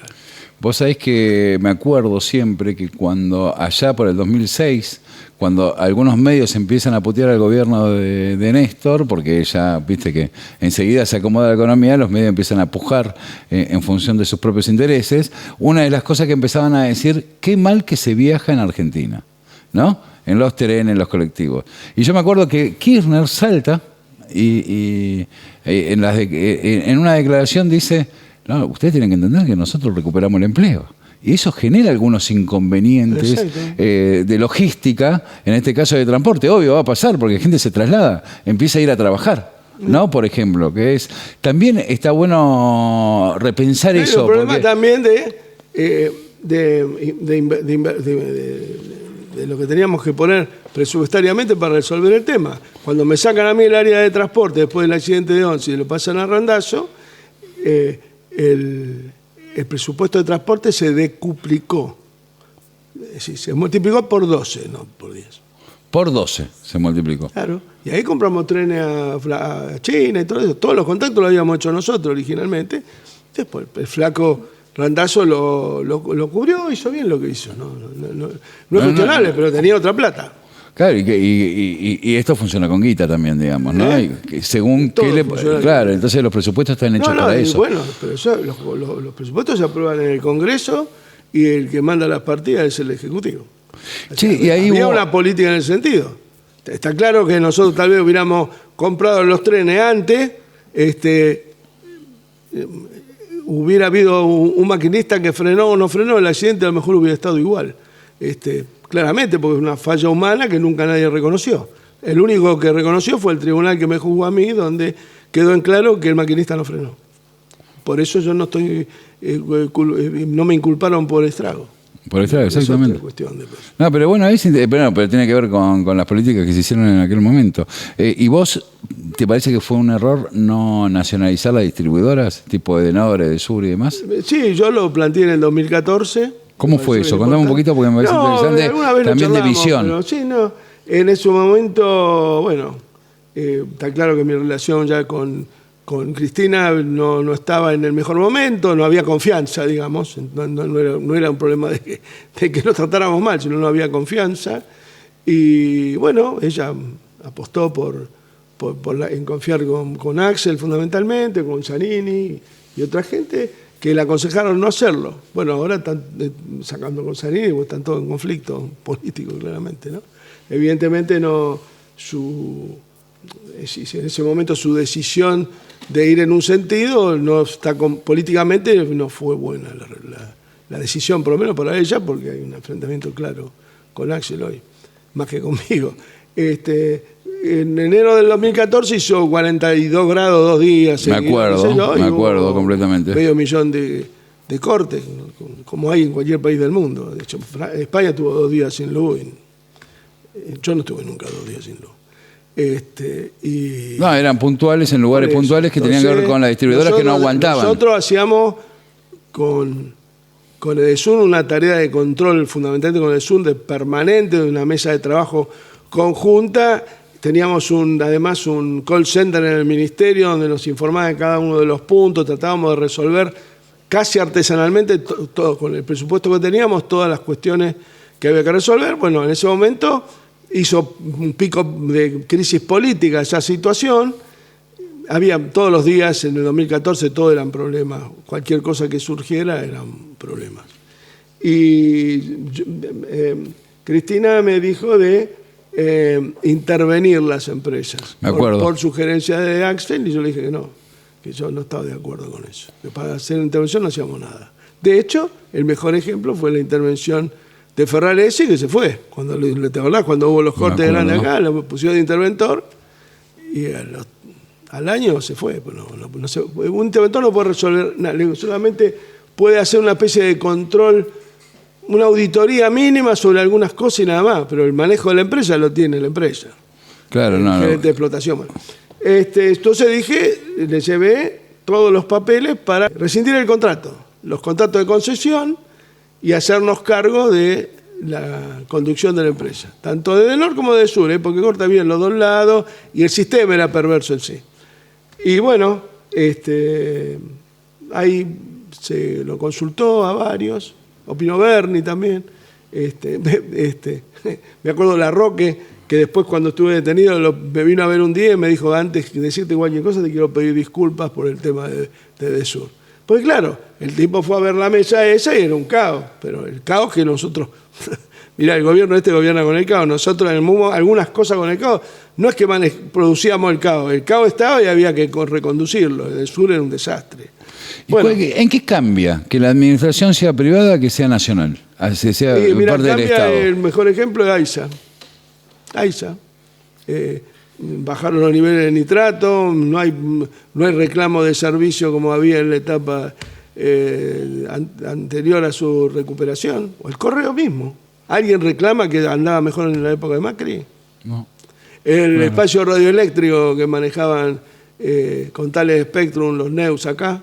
¿Alguien reclama que era mejor el gozo que de Neus? Trajo 4 computadores y nada más. O Aerolínea. Aerolínea, ¿esta funciona peor o mejor que la de Marzán? No, mejor, claramente. Sí, claramente. Bueno, hoy lejos. YPF mismo. O sea, nadie puede decir, o la FJP, ¿le fue mejor o peor? Te digo algo que no pasó por mi lado. ¿Funciona mejor o peor? Lo que pasa es que, evidentemente, hay el poder real tiene su sistema de medios y demás que conducen la opinión pública en un determinado sector, que ahora está en marco, en cierto modo, caotizada por los epítetos que le da Milei a aquellos periodistas, que está muy mal, ¿no? Está muy mal que el presidente... Yo nunca puteé a ningún periodista, simplemente cuando estoy de acuerdo con lo que dice, lo he manifestado. Sí, como cualquier... Bueno, por eso, ni tampoco le puse denuncia. Pero bueno, manejan la opinión pública claramente, a través de los medios, los bots que se llaman, ¿cómo se llaman? Los trolls y demás. Hay una manipulación de la opinión pública que es, ponle el nombre que quiera, pero es innegable, amigo. Es impresionante, sí, es impresionante. ¿Es innegable o no es innegable? Es innegable. Es innegable y aparte lo que más me asombra, yo me acuerdo que hacía charlas en aquella época, en la época de la década de nada, hacía charlas en centros culturales y demás, invitaba a compañeros y esto que te decía, cuando decían muchos compañeros, no voy a dar nombre porque no están acá para rebatirlo, pero te decían cosas como pagamos de facturas, es una joda pagar lo que pagamos de factura, ¿no? Y entonces mi discusión era, pero ¿cómo puede ser que te entre esa manipulación mediática en la cabeza de los compañeros que se dicen cuadros políticos? Sí, ¿no? Nosotros tuvimos un compañero en un área que les pedía durante la pandemia, que les pedía a los ¿cómo se llama? A los usuarios que por favor pagaran las boletas. Y los tipos no tenían laburo, estaban sin laburar o lo habían suspendido en el laburo. Que por favor pagaran la boleta del gas porque la empresa no lo puede soportar. Compañeros, decían eso. Bueno, sí. Bueno, eso no es una cosa. Pasa lo mismo con los procesos inflacionarios, digamos, ¿no? También muchos compañeros en momentos de inflación. Lo que pasa es del 19 al 2023, que había inflación, te decían, no, es culpa de las empresas, pequeñas empresas y comerciantes. Pasa que pero no, amigos. Muchas veces cuando nosotros estamos en crisis que nos resultan difíciles de explicar, no todos, toman los argumentos del enemigo para autojustificarse. ¿Está? Cuando todo está bien, son ultra revolucionarios, son todos castristas, ¿viste? Parecen miembros de la Revolución Cubana. Y cuando todo está mal, toman los argumentos de la peor derecha. Esos compañeros que vos decían, no podemos pagar tan barato, esto. Era una política. El tema era, o alguno mejoró su nivel de ahorro. No, todo el mundo consumía, porque tampoco sobraba la plata, lo que decía Néstor en relación a los sistemas de transporte y otras cuestiones. Se hacía lo que se podía, hasta donde se podía, con el talento mejor o peor que podíamos tener. Es decir, en China, la población ahorra el 30% de su salario. Eso acá no pasa. No, es imposible. Ahora es imposible. Bueno, ¿qué te quiero decir con esto? Aparte de un sistema cultural muy arraigado, sobre todo en países que han pasado hambre. Yo recuerdo cuando una vez fuimos a Italia con Cristina. Ujú. Me acuerdo, habíamos una reunión en México de no sé qué era, de la CELAC o esto. Y vamos de México a Italia y viajamos en el avión, en un avión pequeño, no en el Tango 1. Y bueno, viajaba su secretario, y todo, iba yo solo y los secretarios, la acompañante de ella. Y en el avión a la noche me preguntó, escuchame una cosa, dice, vos que a mí me jodían siempre que de mis orígenes italianos y que yo siempre reivindicaba. Y me dice, vos que sos italiano, me dice, en qué, cómo entendés vos la riqueza de Italia? En el ahorro, le digo. Mi abuela siempre decía, el risparmio, hijo, el risparmio. El risparmio se llama, el ahorro, en italiano el ahorro es risparmio. No sé cómo se dice, si es un verbo, no sé cómo, pero el risparmio, mi abuela decía, rispa, ahorrar, porque siempre va a faltar, después puede faltar, ese es el argumento.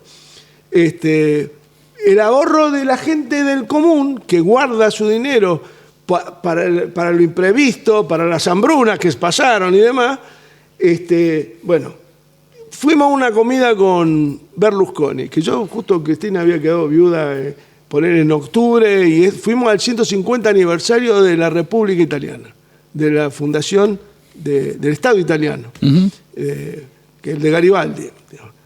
Y bueno, primero nos recibió el presidente Giorgio Napolitano, era un hombre del socialismo, y después nos recibió Berlusconi. Fue la primera vez que la vi reír realmente con ganas a Cristina después del fallecimiento de Néstor, ¿no? ¿Por qué? Por los chistes que contó y arrancó. Justo habíamos ido abierto al presidente Napolitano y el tipo, un tipo grande era, y nos contó de que él había sido partisano, que había luchado contra Mussolini, que bueno, y que la pelea del pueblo y la... Y el tipo nos dice, me imagino que le habrán hablado de partisano, de esto. Mentira, te estaba escondido en la casa. Berlusconi, dice. Berlusconi, dice. Bueno, ya ahí se rompió el hielo y bueno, después tuvimos... Un tipo muy carismático, Berlusconi. Sí, hombre, nos contaba chistes del Papa. Y además te voy a contar varias anécdotas de esa comida. Bueno, y en otro momento, ella le pregunta lo mismo que me preguntó a mí a la noche, para ver si lo que yo le había dicho... No sé si para confrontarme o para ver si era cierto. Y le dice, ¿cómo? El risparmio, señor, el risparmio. Le dijo, igual que yo. Y ella se rió, porque claro, era lo mismo que le había dicho. Claro, para el italiano es fundamental el ahorro. El resurgimiento italiano está hecho sobre la base del ahorro de la gente. Pero no porque los gobiernos eran buenos o malos, sino porque habían pasado muy mal la etapa anterior. Sobre todo la posguerra, fue un desastre. Bueno.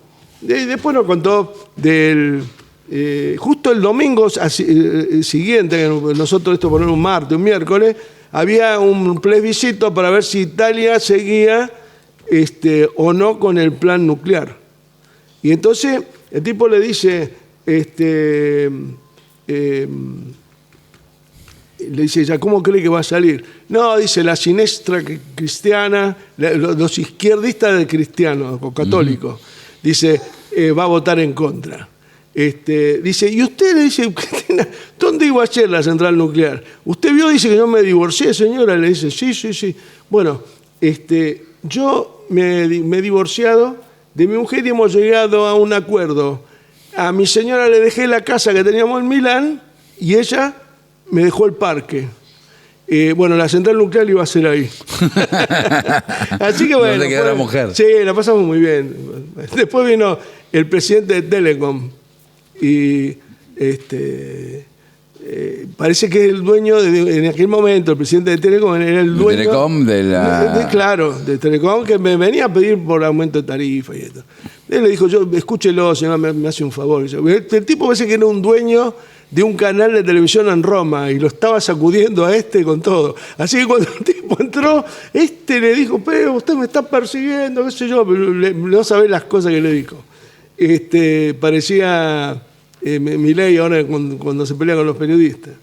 Y bueno, así que el tipo entró ablandado y me dijo, bueno, pues recíbalo allá en Buenos Aires. Voy a mandar un emisario, le dije, bueno, que venga para sacar un poco el tema de ahí de la reunión.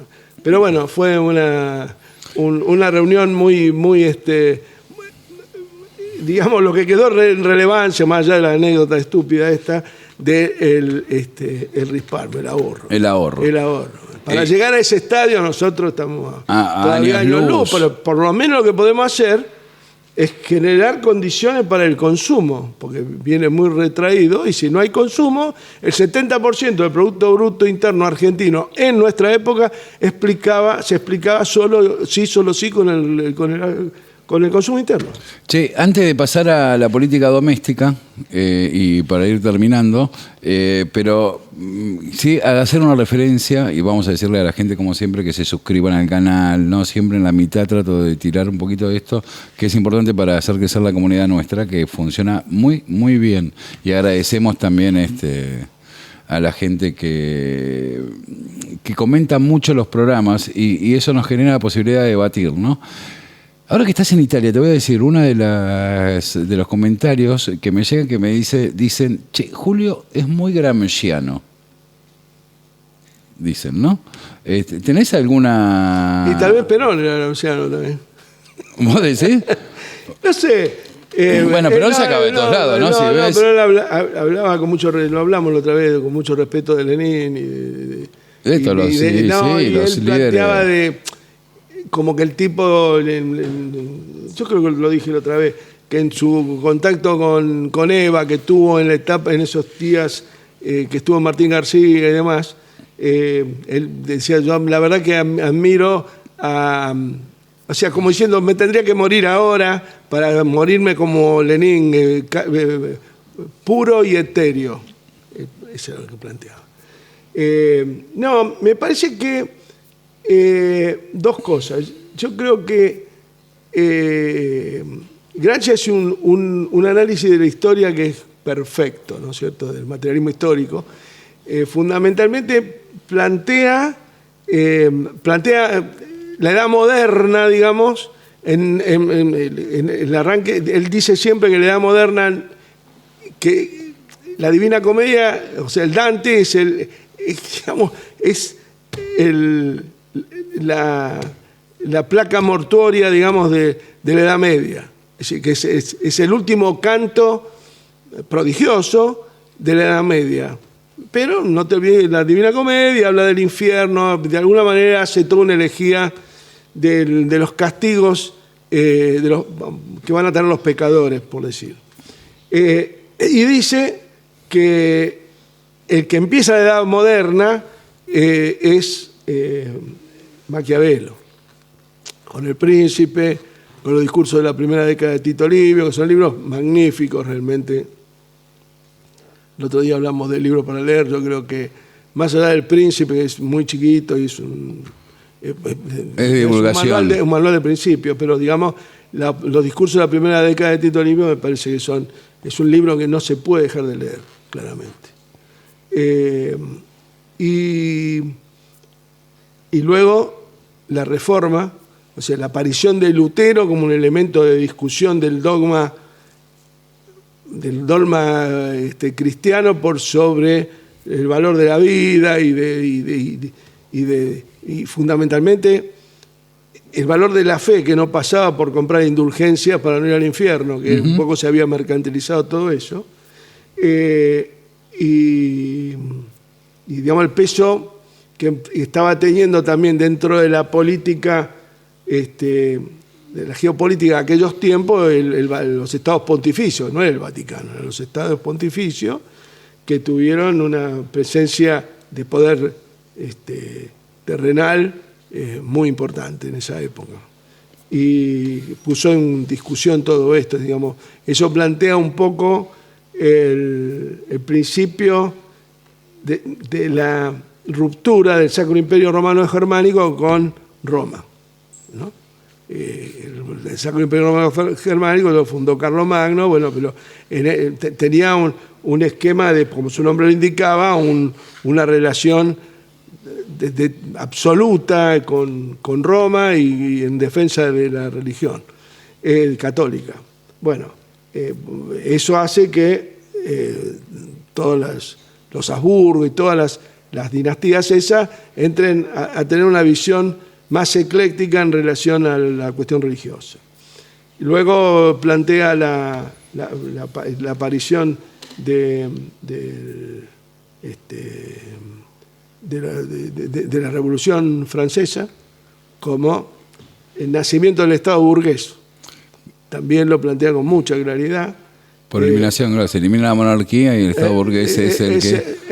el de Talleyrand, el de los códigos, de la justicia esta que tenemos, y de la aparición de las pymes, si querés llamarle, si el zapatero que se transformó en fabricante de zapatos después cuando vino la revolución industrial y todo eso.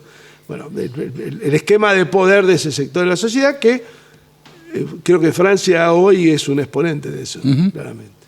Después del periodo imperial de Napoleón, que digamos, yo creo que es la exégesis de la Revolución Francesa, es decir, él trata de voltear a todas las dinastías europeas, pero él mismo entra en contradicción al ponerse él como emperador.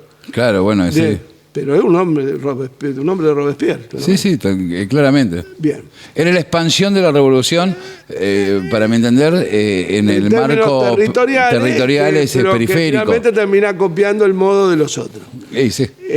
Bien. Pero bueno, esto tampoco habla tanto él de eso. Y luego está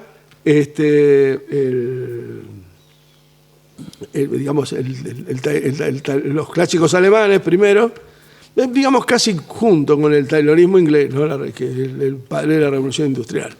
Y luego la aparición de la Unión Soviética, la Revolución Mexicana, que también no habla tanto de la Revolución Mexicana, pero sí de la Unión Soviética, ¿no? O sea, creo que fue un referente muy importante, muy claro. No escribió un libro, lo que queda de él son los cuadernos de la cárcel. Los cuadernos de la cárcel. Y hay una buena antología hecha por un escritor español que se llama Guzmán, pero no estoy seguro. Que seguramente no es el ministro de Economía que tuvimos. Es otro no, de eso poner la firma. El libro me lo regaló estando yo preso José Manuel Ubeira, que era abogado de uno de justamente este chico que yo nombraba, que terminó la Ciretá, también terminó preso. Oscar Tomás. Me lo regaló mientras lo venía a visitar a Oscar a través de la reja del pasillo, hablaba conmigo. Charlábamos también los tres. Hacíamos mesa redonda. No se podía participar yo porque era visita de abogado, con lo cual hay toda una historia. Pero bueno, no importa. Pero lo hacía desde la puerta del pasillo. Siempre violando la ley, mirá. Debido. Sí. Bueno, vos viniste una vez también y tuve que violar ahí porque no te dejaban entrar. No, sí, me acuerdo. Al cura Paco también. No me dejaban, estuve muchas veces tratando de entrar y no. El cura Paco no lo dejaba. El capellán era el cura de ahí que no lo dejaba. Y no lo querían dejar entrar a Paco. No. Bueno, pará, vamos al 9 de julio, pero antes también, una enquete de una suscriptora nuestra que dice, teniendo en cuenta lo que dijiste del programa pasado, dice, es una utopía, algo así, ¿qué? Pensar que se puede vivir únicamente de lo que generan las exportaciones, ¿no? ¿Qué contestás a ese enunciado que no sé cuáles serían. No, porque vos estabas hablando de la falta de divisas, sí. ¿no? Entonces decías, el programa pasado, ante la falta de divisas es porque hay un mal cierre de importaciones y exportaciones. Entonces eso te genera un problema de divisas, más la deuda te genera un problema de divisas. Yo no dije que no se puede vivir, dije que las grandes crisis argentinas se ocasionaron a partir de eso. De las divisas. Del desequilibrio de la balanza. Claro, por eso. Porque, a ver, vos importar siempre tenés que importar, porque si no, a lo mejor no tendrías chocolatines porque el papel metalizado teóricamente podría venir es parte dentro del proceso productivo. O la máquina con la que se fabrica. A lo mejor viene de Italia o de otro lugar. El problema es cuando importás únicamente para consumo. Ya importás el producto hecho completamente en un 100%. No, digamos cuando exportás productos naturales no renovables. Eso es como prostituir a la familia. Más o menos lo mismo. Claro, ahí se te acabó el proyecto del todo. país. Se termina todo. El país tiene fecha de vencimiento, Exactamente, digamos, ¿no? claro, como tener frío y quemar los muebles para calefaccionarte. Más o menos lo mismo. Che, 9 de julio, de la independencia, pero también en el 49, creo, estábamos discutiendo Sí, cuándo no, fue la sí, fecha. creo que fue el Imaginemos que es el 49, y sino que los amigos acá y los compañeros nos digan cuándo fue. Perón declara la independencia económica, Sí. ¿no? Que es un hecho que se ve poco, se discute poco. Sí, importa mucho el año porque el 49, en abril o mayo, fue la sanción de la Constitución.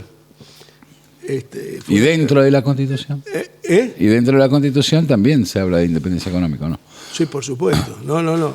Y el plan quinquenal, que sale en el 47, de alguna manera, la Constitución surge como más allá de lo importante de la Constitución. Bueno, está Lali ahí que se va a enojar si no le doy el valor que tiene para el derecho y demás. Pero la Constitución fue una herramienta necesaria para poder llevar adelante el primer plan quinquenal y también para empezar el segundo, que por ese motivo, más allá de por la falta del déficit de divisa, por el segundo es que lo sacan a Perón. Es decir, cuando le hacen el golpe. El segundo no, era la Constitución de toda la estructura estatal que iba a estar al servicio del comercio exterior, de la energía, del transporte, de las comunicaciones, de la energía atómica. Bueno, era otro país. Too much para la oligarquía vacuna. Ok. Política doméstica y cerramos con esto, porque Ana ahí me está haciendo circulitos como que tenemos que ir terminando. Bueno, ¿cómo ves hoy esto? Se está cerrando el tema de los frentes, se está cerrando el tema de, hubo un intento otra vez que se unifique la fecha, que no se desdoble en la provincia de Buenos Aires Bueno, por parte de algunos intendentes. los hechos están en pleno desarrollo y el único cierre que vamos a explicar ahora y tener es el que nos está pidiendo Anita. Pero seguramente tendremos mucho para hablar la semana que viene, porque el 9... El 9 creo que es. El 9 o el 10. O el 10, por ahí, bueno. Sí, o el sábado próximo. Creo que es el cierre de las listas. alianzas. Alianzas. O sea, en realidad el Congreso de hoy lo que va a facultarlo a Máximo como presidente del Congreso, calculo yo, eso es una especulación, calculo es que armar alianzas. Lo van a habilitar a él al armado de alianzas. La circunstancia es que si esas alianzas implican, si dentro de esa alianza que va a armar el justicialismo de la provincia, incluye a los futuristas, como le dice Berbisky, al MDF, al kirchnerifismo, digamos. Al futuro, el de futurista, le dice. Futurista. Es un buen nombre. Es bueno eligiendo nombre. Si eligen al Movimiento Derecho al Futuro como parte de esa alianza, o se fusiona ya y desaparece y se integra al PJ, cosa que me parece muy difícil, y si el gobernador lo hace, le va a ser muy difícil gobernar los próximos años. Yo creo que está en discusión la conducción del justicialismo, claramente. Ahora, decir cómo van a cerrar, no lo sé. Si se lee como un contubernio, o sea, como un acuerdo forzado por esa teórica unidad que no va a servir para nada, en definitiva, solamente a mi criterio, para que vaya menos gente a votar, el enemigo grave que hoy tiene el peronismo es la inasistencia. Que es un proceso es un grito Sí. de la gente también, ¿no? Vamos a decir que la gente habla cuando no va a votar. Sí, ¿No? También. Sí, porque en definitiva, si bien Monteverde en Rosario, por ejemplo, Eso quería hablar un poquito de las con elecciones. la boleta del PJ, fue una campaña muy parecida a la de Santoro acá. No hubo una reivindicación ni de la figura de Cristina, ni de la Cámpora, digamos, jugó por afuera. Es un fenómeno emergente, muy difícil todavía de evaluar, no sé. Lo que sí, hablando de las elecciones, vamos a decir que la elección en Formosa fue extraordinaria para el gobernador. Bueno, ese es un triunfo de la militancia, del gobernador y de todos sus compañeros. Creo que eso hay que ponerlo que es poco, muy en valor. y se ha hablado muy poco de eso, ¿no? Hay más intención de, que me parece bárbaro, me parece un dirigente muy interesante, No, nunca, aparte, Monteverde. Lo que bueno, digo de la es, misma manera, ¿por qué no se habla por de eso, de Infran? la misma manera que cuestionaban la política energética del gobierno, usando los argumentos de la derecha gorila, cuando dice, bueno, Infran, y les da vergüenza mencionarlo. Les da vergüenza mencionar. Bueno, por eso, porque en definitiva... 70% de los votos, ¿cómo te va a dar vergüenza? Un compañero que saca 70% de los votos. Les da vergüenza porque en definitiva pueden ser acompañantes en el camino, pero no son nosotros. Y tenemos que entender eso, no es malo. Es decir, es bueno hacer alianzas electorales, es bueno formar frentes electorales, pero si esos frentes no se arman con el orden político necesario y terminan mandando los que menos son. Hablábamos la semana pasada de la juntada en el partido, cuando fue la previa a la distensión de Cristina, y estaban sentados en el partido, estaba Heller, estaba Sabatella, son tipos, son tipos que no son del peronismo. Yo aprecio muchísimo, muchísimo, y valoro, y son muy buenas personas. Inclusive con Martín te puedo decir que soy amigo, pero digamos, hay ciertas intimidades que no hay que violentar, hay ciertas cosas que las tenemos que manifestar nosotros mismos. Y hubiera sido muy bueno que el Partido Solidario, que el Nuevo Encuentro, hicieran sus declaraciones copiadas de la otra. Y aparte fortalece más a los frentes. Sí, lo demás si no es todo cuento. Che, bueno, entonces, vos decís que hay un impasse, que todavía no podemos analizar lo que va a pasar en Provincia de Buenos Aires. No quiere tirar ningún riesgo de candidaturas, no me quiere decir quién va a ser los candidatos. Nada de lo que pase me sorprenderá. Seguramente me pondrá más o menos conforme, por no decir alegre, porque creo que no hay demasiado motivo para alegría, pero me parece que una unión forzada para mostrarnos unidos, espantoso. No tiene mucho sentido, decís vos. Porque acá te hago una pregunta, ¿qué es más importante? Las señales que vengo viendo, salvo los sectores del progresismo que nos reclaman una unidad que a todas luces casi que duele a la vista y al oído y al olfato, no lo sé. Si alguien puede armar una lista de unidad con todo eso, a espalda de la gente, es mejor que la gente vote, elige a los del MDF o elige a esto. Lo que pasó en el 2005. Y vuelvo a reiterar lo que digo la otra vez respecto al 2005. Muchos compañeros plantean que el contexto, yo lo dije en un programa de radio, di el ejemplo y me dije, ese es otro contexto. Bueno, Gramsci justamente no hablaba de contextos, hablaba de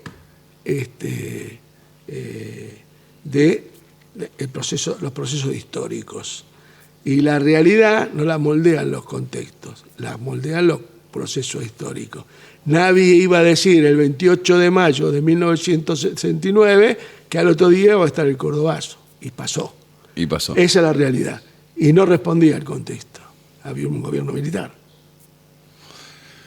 O el Mayo francés, donde prácticamente De Gaulle le entregó la llave del Palacio del Liceo, pero como hacen normalmente nuestros amigos del trotskismo, se pelearon entre ellos y le devolvieron la llave a De Gaulle. Te necesitamos a vos para tener a alguien a quien... Bueno, la Comuna de París. El papá. La Comuna de París, que también, la Comuna de París algo parecía, ¿no? Pero no tenía estructura de poder. Bueno, ¿vos sabés quién habla de la Comuna de París? Es lo que se está definiendo en realidad en este Congreso, no en el Congreso del PJ, bueno, o sea, lo que se está definiendo en el Partido Justicialista es el poder, quién conduce. ¿Quién conduce? A ver, ¿qué es más importante? Ya me iba igual y ahí ya tenemos que cerrar, pero ¿qué es más importante? ¿La cantidad de votos que se saque en lista unificada, por ejemplo, si hay unidad, o la cantidad, imaginemos que haya una división en la elección, la cantidad de diputados, concejales y senadores que vos saques en función de que la gente va a votar? ¿Se entiende? Digo, por ejemplo, lo que yo digo es esto, si va unificado podés salir primero en términos electorales. Pero capaz que no sacás tanta cantidad de representatividad. No para un carajo eso. Capaz que... vale más que sean dos. Y sacás más cantidad de diputados. Otra vez, el jefe de bloque de Néstor en la Cámara de Diputados, menudo cargo si lo hay importante, fue José María Díaz Bancalari, que te diría prácticamente que fue el último peronista que estuvo al frente del bloque, que viene del peronismo, bueno, y Recalde también en la etapa nuestra, más allá de las situaciones difíciles que le tocó vivir, sobre todo con mi desafuero. Pero también era peronista, ¿no? Después de duda que Recalde era peronista. Y José María Díaz Bancalari. Después lo del medio, el progresismo, Frente Grande. Para terminar ahora sí, y terminamos con las recomendaciones, pero yo lo que te quiero decir es esto. En el caso de que el peronismo vaya dividido en la provincia de Buenos Aires, yo no lo que te quiero decir es que no lo veo tan competitivo a Milei, como dicen habitualmente. Ya lo veo competitivo, es el presidente de la nación y tiene el poder del Estado, aparte para desplegar. Pero digo, teniendo en cuenta las elecciones de Santa Fe, teniendo en cuenta la elección de Capital Federal y teniendo en cuenta la de Formosa, no lo veo como se come la nena de crudo. Digo que si a instancia de que vos le presentás a la sociedad un programa político interesante y le generás alguna inquietud, yo creo que no me parece una elección tan terrible. Depende de dónde son las elecciones y de qué etapa, en qué momento. Por ejemplo, en Salta salvó la pincha, digamos, creo que ganó la ciudad de Salta o la provincia. Salvó la pincha. La ciudad de Salta. En Capital, bueno, como dice él, Mandrilandia más o menos, de Gorilandia, ganó Adorni. Vamos a convenir que el candidato nuestro, cuando le preguntaban por el peronismo, se ponía colorado y decía que él era alfonsinista. Bueno, así le fue. Pero igual, no representan a un sector medio, uno más de izquierda, otro más de derecha. O más progresista, puedo hablar de izquierda también. Demasiado. Sí, y después en Formosa le fue como el culo, en Santa Fe salió cuarto, tercero, no sé. Sí, les fue mal, centralmente. Por eso digo que no está en Santa Fe, como el peronismo de alguna manera, como por un lado con Monteverde y con otros candidatos que no tienen nada que ver con Monteverde, que es va a ser una tarea de arte poder manejar, no una unión, un ámbito de convivencia entre Monteverde y el resto de los compañeros. Va a ser difícil, pero bueno, él sacó el 52% y el 30% creo que sacó Puyaro y estos salieron tercero. Sí, cuarto. pero lo que yo digo es la Libertad Avanza o el mileísmo o la derecha llamada. Estoy dando la razón. Me parece que ahí hay que lo que pasó. Pero por eso, recuento lo que pasó. Salta, más o menos. Formosa, muy mal. Santa Fe, muy mal. Y ganaron en Capital nada más, hicieron un cuento bárbaro el día de la elección. Con un porcentaje bajo aparte. Lo que yo digo... bajo, pero... Efectivo porque salió primero, pero lo que digo es... ¿Qué pasó esta semana? Que sea Adorni contra este chico Santoro en una hora, si juegan ahora en octubre. En octubre. Bueno, creo que se eligieron por octubre, sí, era uno ¿no? No, fue el de octubre, es nacional ahora. Ahora viene la nacional. No, era la local. Era la local. Bien. No, lo que yo te quiero decir es, si nosotros tuviéramos... Adorni gana la 70-30. En Capital, decís. Sí. Pero igualmente, yo lo que digo es, si vos tuvieras una política comunicacional de nuestro espacio, del espacio del peronismo, que refleje un poco más lo que está pasando, por ejemplo, con el gas, gente sin gas en sus hogares... Si levantara la bandera de los consumidores, por ejemplo, pues tendrías más chance. Siempre tenés más chance cuando vos... ¿Sabés qué pasa? Que la política energética del gobierno de los 12 años, el que blandió la política energética que se termina prácticamente cuando Axel asume el Ministerio de Economía, que va por los 10.000 millones de importaciones y no en el marco de los objetivos de la política energética que trazó Kirchner, evidentemente Néstor Kirchner fue. Al no estar él... Tenemos un problema. Bueno, me consta cuando... Vamos a ver qué pasa con la provincia de Buenos Aires. Si querían decidir algún aumento, el principal, él se oponía más que todos los demás. Vamos a ver qué pasa en la provincia de Buenos Aires, pero antes creo que está Corrientes, ¿no? Que vota antes Corrientes. A ver qué No pasa sé, no. ahí en Corrientes. Pues son interminables, porque están en plena campaña hace meses ahí. ¿En Corrientes? Sí. Sí, porque sí, tienen un proceso. Sí, hay que tener mucha atención a la figura de Colombi. Ahí. Porque termina, es el que si él rompe con Valdés, con el Ricardo actuar. No, ya rompió con Valdés. Pero aparentemente hay ahora un intento de unificación de nuevo para ver si no, Valdés se va a estar, si, va a estar complicado. Si Colombia le juega, pues, ¿qué quiero decir? No es que yo sea de Colombia. Si Colombia le juega en contra, va a tener problemas. Va a tener problemas. Había algunos intentos de acuerdo con algunos sectores del peronismo de Colombia, de Corrientes. Los que quedaron afuera, digamos, del esquema del los que PJ. no entraron en el esquema de Otavis. Bueno, eso como de Otavis. Y si bien estaba Teresa García, que es una compañera que merece todo mi respeto de interventora, evidentemente ahí Otavis tuvo un rol muy importante. Sí. Otavis que fue parte de la Cámpora en algún momento determinado, un dirigente. ¿No se fue? No es más, creo. No sé. ¿No? ¿Vos decís que sigue siendo de la Cámpora? Pareciera ser que tiene todavía juego. ¿Sabe? Él, cuando Cristina baja del avión el día que fue a Corrientes, la recibió él. La recibió Otavis. Bueno, mirá qué dato interesante que Cosa tiraste. veré de Sancho. ¿Cómo? ¿Cosa? Así en el Quijote de la Mancha, no sé qué barbaridad vio vio Sancho, pero eran parte de la mugre cotidiana que había en la época de la caballería y en España. Entonces el Quijote lo mira y le dice: cosas veré de Sancho, como diciendo que me venía a romper la pelota con esto, si sabes las cosas que vas a ver. Che, bueno, para terminar, ahora sí. Tirame algún libro. Bien. El otro día me lo comí, Conociendo a Perón, de Juan Manuel Valmedina. Es un librazo. Bien, me encanta, a mí me encantó. Digamos, nunca en política la verdad está de un solo lado, pero yo te diría que lo más cerca de la verdad de los hechos está ahí, y de la realidad, y se explican muchas cosas que pasaron después. Gran libro. Y hay un libro que leí en la cárcel de un autor ruso que se llama Vasily Grossman, que relata en otro libro de él que se llama Años de lucha la batalla de Stalingrado, con un preciosismo literario absoluto. Él era corresponsal de la agencia TASS, y después tiene otro libro que no me acuerdo el nombre, que habla sobre cómo llegaron a Berlín los alemanes, que es muy bueno. La semana que viene voy a dar el título. ¿Cómo se llama? Todo fluye. ¿Todo? No, ese no es ahora voy a hablar de Todo fluye. Es otro, doctora. Todo fluye es un pequeño libro de él que habla sobre la naturaleza del hombre y la enmarca en las cuestiones de la delación durante el periodo stalinista. Es extraordinario. Es un pequeño libro.